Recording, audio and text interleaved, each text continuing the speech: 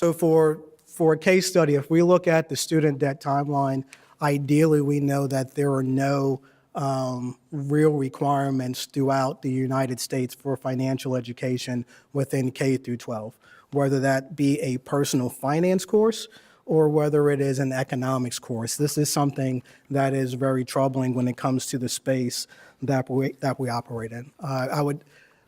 Sorry to say that Massachusetts is in a line with a lot of other people, right? At a bare minimum, Massachusetts, like others, recommends that a personal finance topic be included inside of the curriculum.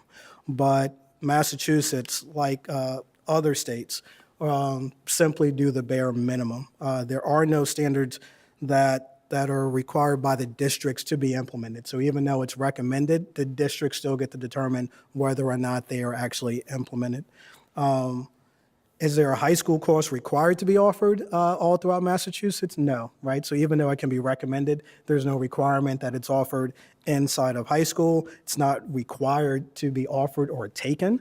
And then in addition to that, we understand that there's a difference between the personal finance and economic areas, and so there's not a requirement to have a separation out between personal finance topics or economic topics. And we should not be surprised. Massachusetts is not alone. There are only 17 states throughout all of the United States that require some type of personal finance class in their curriculums. There are only 22 states that require high school classes to include some type of economic class inside of their curriculums. I think one of the easiest ways to actually address this, and one of the ways that we discussed throughout the committee or throughout the task force, was to simply incorporate personal finance and economic coursework into the standardized testing because it already exists. And that in and of itself would create a great opportunity for us to educate high schools, juniors and seniors and others as they're preparing to study for the tests that they are taking today.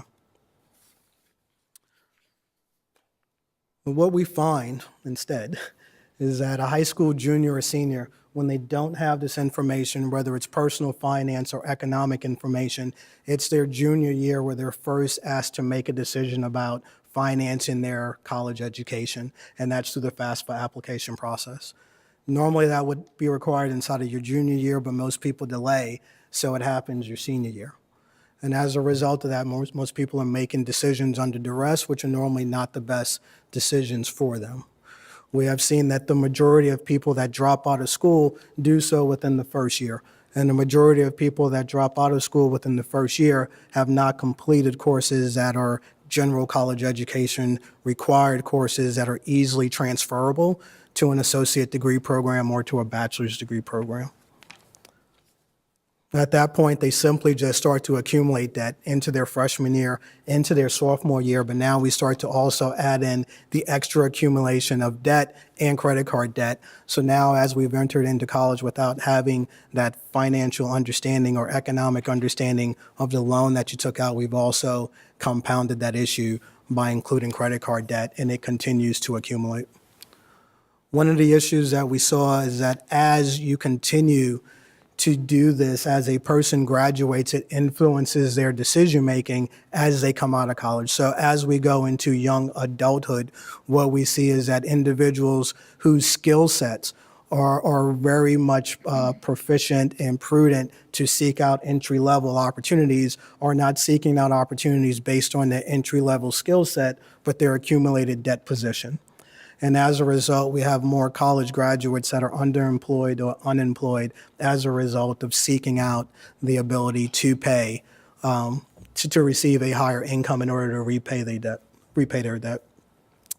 And it's at this point that I'd like to just talk a little bit about ways that people are actually looking to solve some of the student debt once it has accumulated, is that the young adults are missing out on an opportunity within mid and large-sized companies, which have now started to develop tons of employee benefits around repaying student loans, some that actually tie directly into government programs that are income-based repayment, which are called IBRs, or pay-as-you-earn, PAYE programs.